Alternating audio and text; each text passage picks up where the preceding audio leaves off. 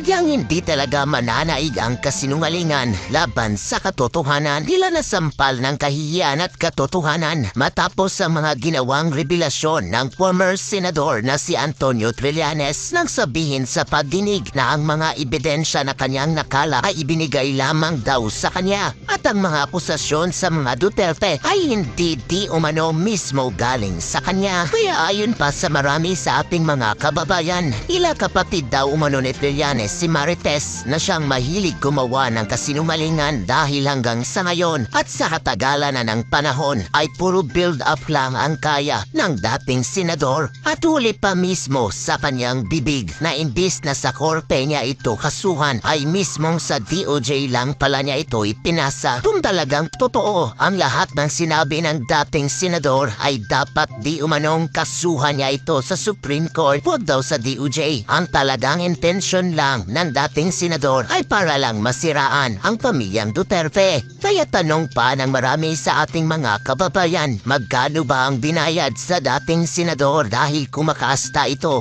ay dinaig pa ang korte. Matapos ang pang-uudyok at pangbabastos si Trillanes sa mga Duterte ay hindi nakapagpigil ang Antipolo 2nd District Representative na si Congressman Romeo Acop at tila harap ang ipinahiya mismo at binara sa harap ng pagdinig ang kasinumalingan ni Trillanes na tila bagang hinusgahan na ito ang mga Duterte at nadastang ala korte pa ang dating senador sa pagdinig ng Quad Committee sa di umano'y AGK ng kampanya laban kontra sa pinagbabawal na gamot ng dating administrasyong Duterte na kung saan bigla na lamang nagpakita si Antonio Trillanes bilang resource person na kilalang kritiko noon pa man ng pamilyang Duterte at matapos tila pilit paratangan ito at tawagin ang hindi maganda ang anak ni dating Pangulong Duterte na si Pulong na di umano'y inuugnay niya sa pinagbabawal na gamot at sa tila pang-uudyok at pangbabastos ni Trillanes sa mga Duterte. Hindi nakapagpigil ang Antipolo 2nd District Representative na si Congressman Romeo Acop na harap pang binara at pinagsabihan si Trillanes na huwag kang mag-arte dito ng ganyan. Gatila pinagtanggol ni Kong Acop si dating Pangulong Duterte apan sa tila pangbabastos ni Antonio Trillanes. Sumagot po ang BPI, sinasabing walang ganyang account, di ba? So ano na ho ito? Luma na ho ito.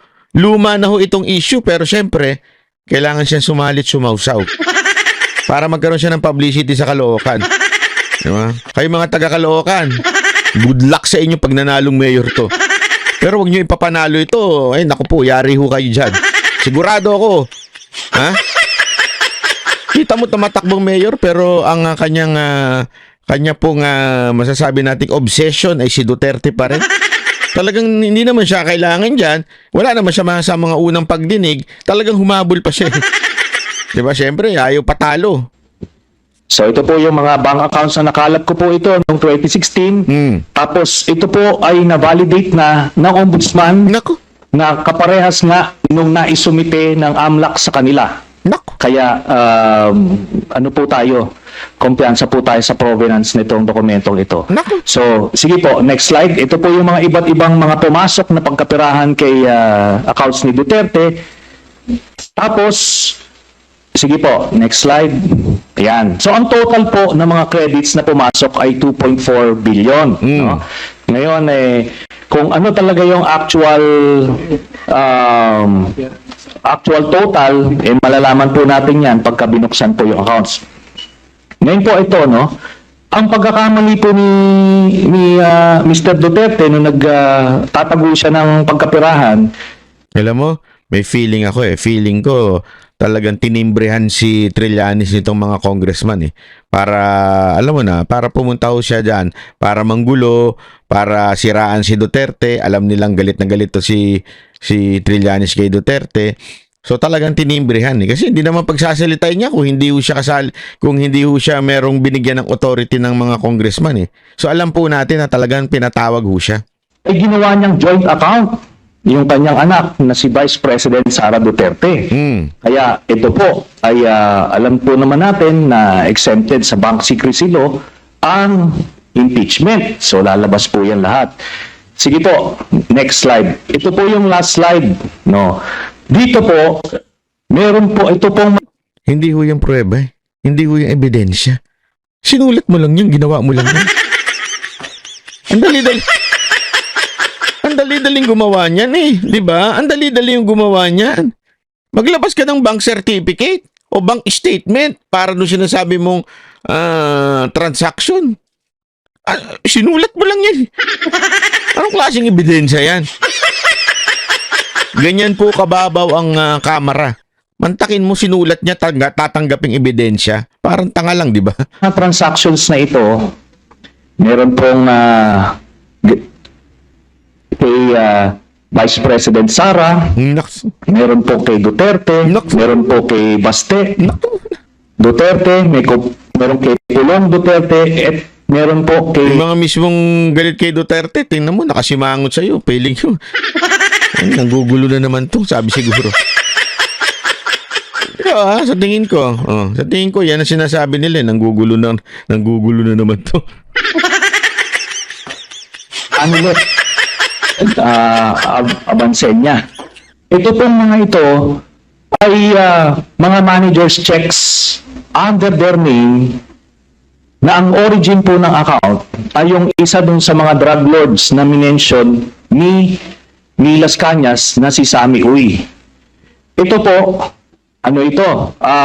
Siguro ng mga panahon na yan, 2011 to 2013, medyo kumpiyansa sila sa kanilang mga gawain, kaya may physical na checks, no?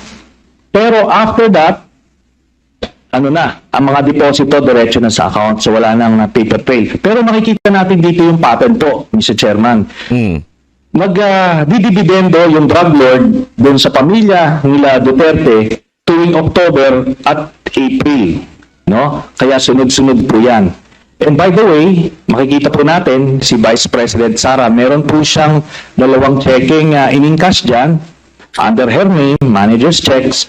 Tapos ito po ay while she was mayor, no? Kaya yan ay direct bribery, no? Tapos proceeds of the illegal drug trade.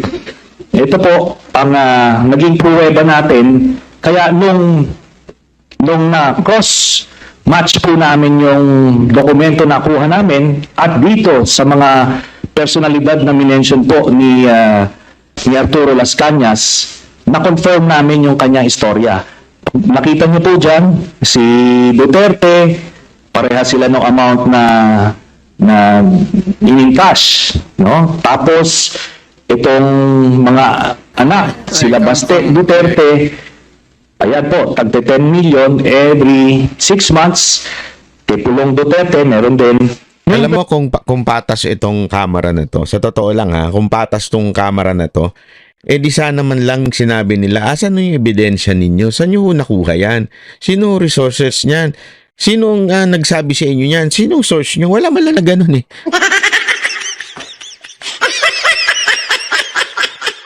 Tinanggap na nilang gospel truth ika nga itong mga pautot ni Trillanes. Mantakin mo, napakagago, di ba?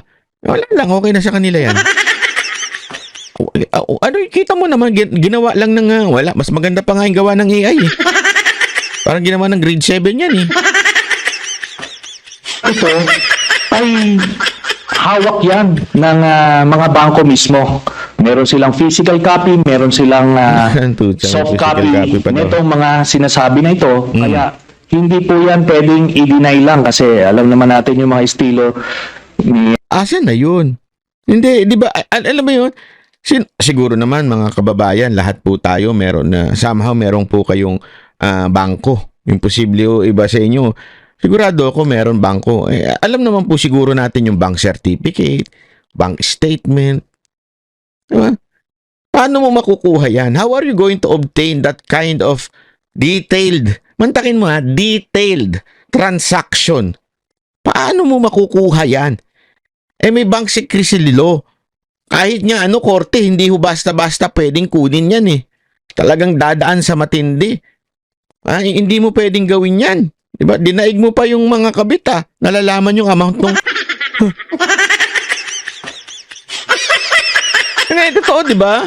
Dinaig mo pa yung mga asawang mabusisi kung magkano kinikita ng mga asawa nila. At magkano yung inuuwi sa bahay at ginagastos sa labas, Duterte mag-a-admit konti pero magde-deny to confuse everyone. Pero ito po yung smoking gun. Ikaw lang ang confused, sa totoo lang. Wala nang iba, ikaw lang. Walang confused kasi una-una wala namang gago na bangko na magbibigay sa'yo ng ganyan. Di ba? Anong kalokohan yan? Mr. Chairman. So, yan po, we concluded na peke talaga ito. Ginagawa niyang war on drugs para proteksyonan Umagri niya. na siya, peke daw. Siya na mismo nagsabi, we therefore conclude, peke talaga. Ang gumagawa nito. Yung sindikato niya na sina Michael Yang, Sammy Uy at Charlie Tan. So, kaya po nung sa Davao pa lang pinapatay po nila yung kompetensya. Tapos nung sila na ang presidente, ginawa nilang National Death Squad, ano, yung nangyari. Tapos si Leonardo nga po yung ginawa niyang point person. Tapos yung drug list na sinasabi ni Duterte, merong legitimate mga personalities doon, galing doon sa mga iba't ibang ahensya.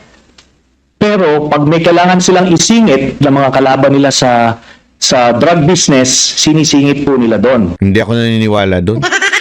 Di sana siningit ka na nila. Ikaw ang number one pampagulo sa mga Duterte. 'Di ba? Hindi, come to think of it, yung kanyang logic na pagkakakompetensya, isinisingit daw yung pangalan para alam mo yung masawata yung kalaban daw sa droga. Ako si Duterte, ikaw ang pinakamaingay. Ikaw ang pinaka opposition, talagang naglalahad kuno ng mga makatotohanang akusasyon kay Duterte. Kung ako yun, isiningit na kita. Para itinumba ka na. 'Di ba? Hindi, this is a serious matter. 'Di ba? Kung ako yun, talagang sisingit ka, pero hindi ka naman siningit, hindi ka nga dinidemand. Wala nga pakialam sa'yo. Kasi hindi yun nila gawain yun. Kaya nga may mga tinutumba na mga involved din sa illegal drugs kasi kompetensya nila yon sa distribution. Kaya yan po, lahat na yan ay napagtagpi-tagpi namin. So, kaya that would explain. Inamin nyo na. Nagtagpi-tagpi lang nila. Nang gagaling na kanina, sabi na, eto, napatunayan na natin na peke. Sabi niya. Tapos pangalawa, sinabi niya, kaya ito, pinagtagpi-tagpi na natin. Sa sarili niyong bibig, napapaghalataan na ginagawa, iniistoryahe lang ito di ba? Ako po. Kung bakit protektado si Michael Yang kahit na may report. Itong si Colonel Acerto. Tapos hindi lang po yan, nung nilabas po yung report na yon, sa sobrang pagproteksyon nila kay Michael Yang, yung mismong gumawa ng investigasyon, yun yung gustong ipapatay at sinampahan ng kaliwat kanang kaso. Kaya makita natin, dun sa mga drug lord na hindi kasabwat sa sindikato ni Duterte, porsigido siyang patayin.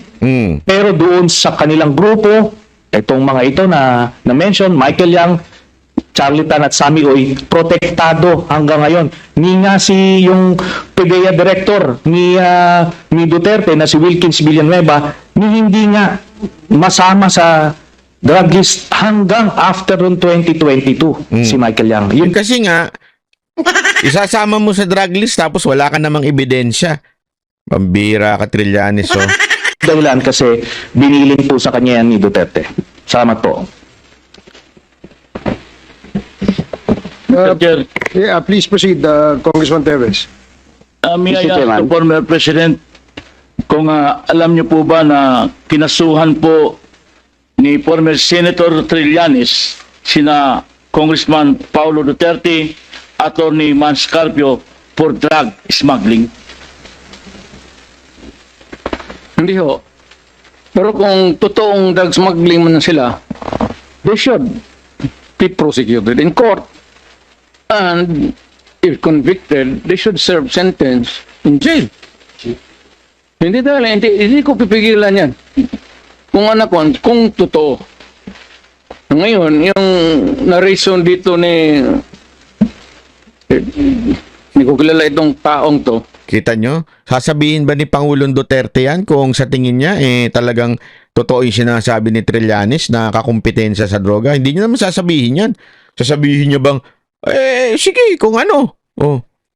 Tuloy nyo, kasuhan nyo na. Alam mo kasi ang taong malinis, ika nga. Ang taong nasa katotohanan.